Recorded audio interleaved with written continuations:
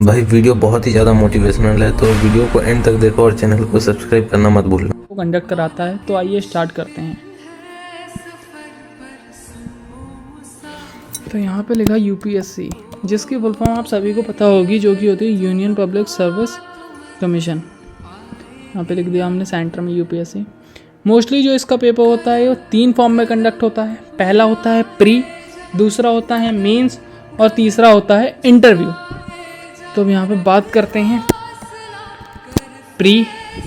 ये लिखा प्री के पेपर पैटर्न में यहाँ पे बताऊँगा। आइए पहले प्री का पेपर पैटर्न ही अच्छे से डिस्कस कर लेते हैं।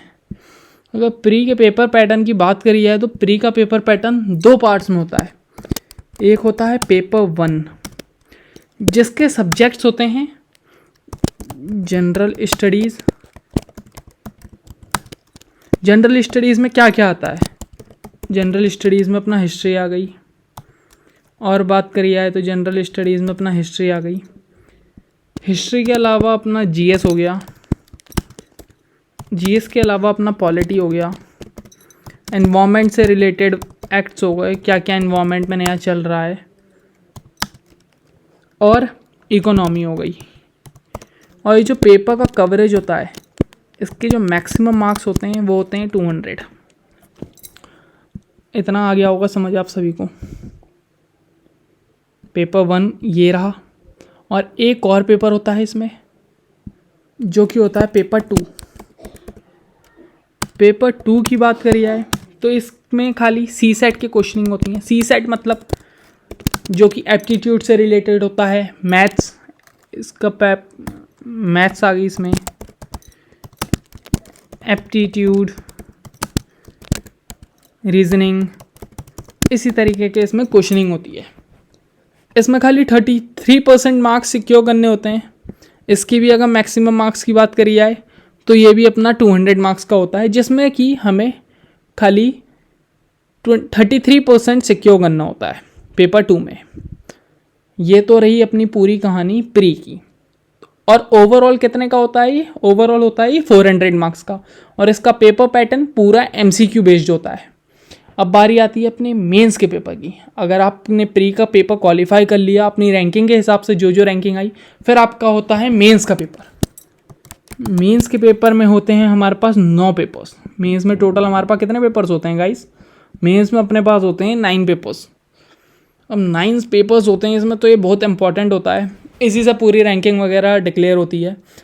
ये पेपर राइटअप में होता है। इसमें ऐसे राइटिंग होती है, मतलब राइटिंग होती है, पूरा राइटअप होता है अपना।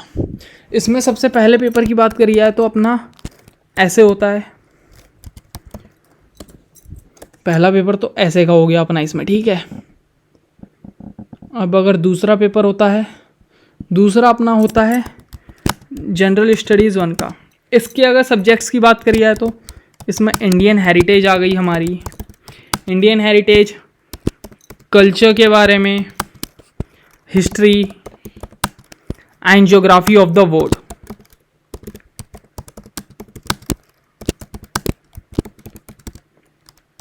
और क्या होता है इसमें?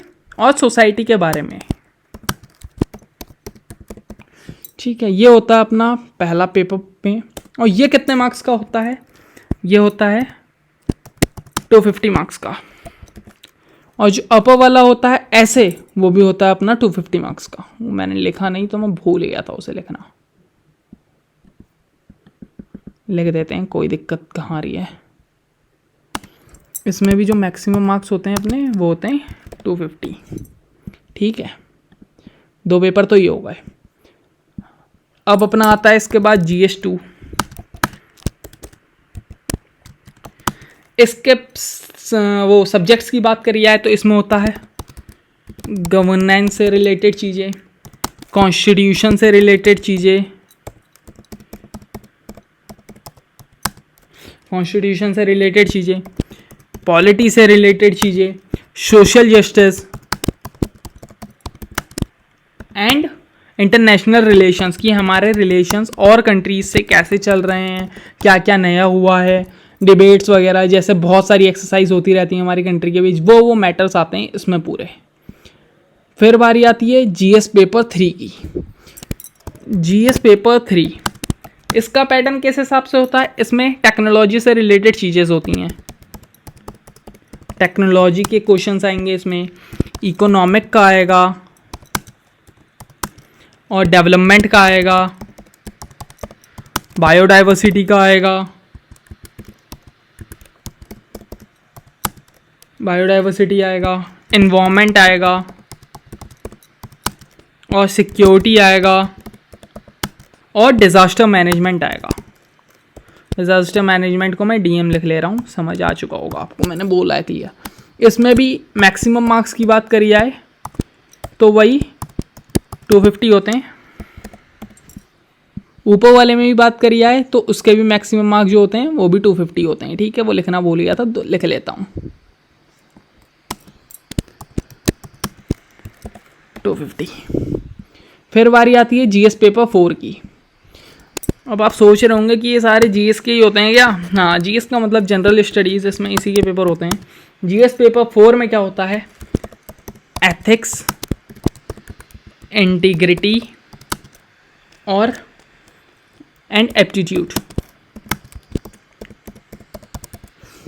इसमें भी इतना होता है। और इसके भी मैक्सिमम मार्क्स जो होते हैं वो होते हैं 250। फिर अपना होता है लैंग्वेज का पेपर। लैंग्वेज में पहला पेपर तो इंग्लिश लैंग्वेज का होता है, जो कि होती है हमारी कंपलसरी।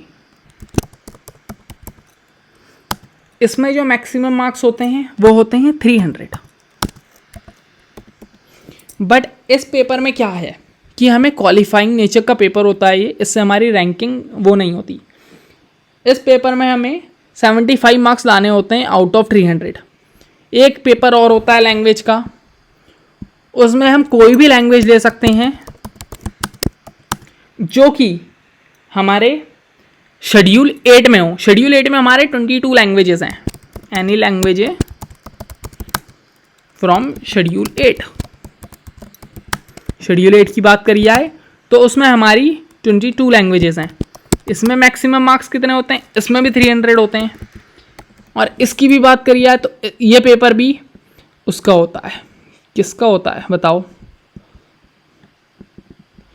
ये पेपर भी हमारा उस नेचर का होता है, क्वालिफाइंग नेचर का। इससे भी हमारी रैंकिंग नहीं होती। जो लैंग्वेजेस के पेपर दोनों होते हैं वो दोनों क्वालिफाइंग नेचर्स के होते हैं। लैंग्वेजेस के पेपर से हमारी रैंकिंग नहीं होती। इसमें भी हमें क्वालिफाई करना होता है 75 मार्क्स लाके। फिर बात करी जाए तो अपना एक और पेपर होता है ऑप्शनल का, जिसमें आपको 2 सब्जेक्ट चूज करने होते हैं। 2 सब्जेक्ट्स, टोटल हमारे पास 48 सब्जेक्ट्स हैं। उसमें से आपको 2 सब्जेक्ट सेलेक्ट करने होते हैं जिसमें आपकी वो अच्छा हो, मतलब बैकग्राउंड स्ट्रांग हो। माना आप साइंस बैकग्राउंड से हो तो साइंस ऑप्शनल में ले लो, आर्ट्स से हो तो आर्ट्स ऑप्शनल में ले लो। अब वो डिपेंड करता है कि आप किस में बेटर हो।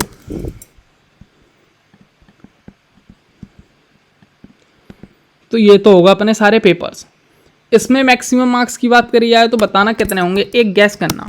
ये जो अपना पेपर होता है ये होता है 250 × 2। 2 पेपर होते हैं इसलिए अलग अलग मार्क्स के होते हैं। ये होगा सारे पेपर्स की बात कर ली मेंस में। 1 2 3 4 5 6 7 8 और एक होता है अपना ऐसे। पूरे 9 पेपर्स की बात हो चुकी है इसमें। ठीक है, अब फिर इसके बाद बात करी जाए तो अपना होता है इंटरव्यू।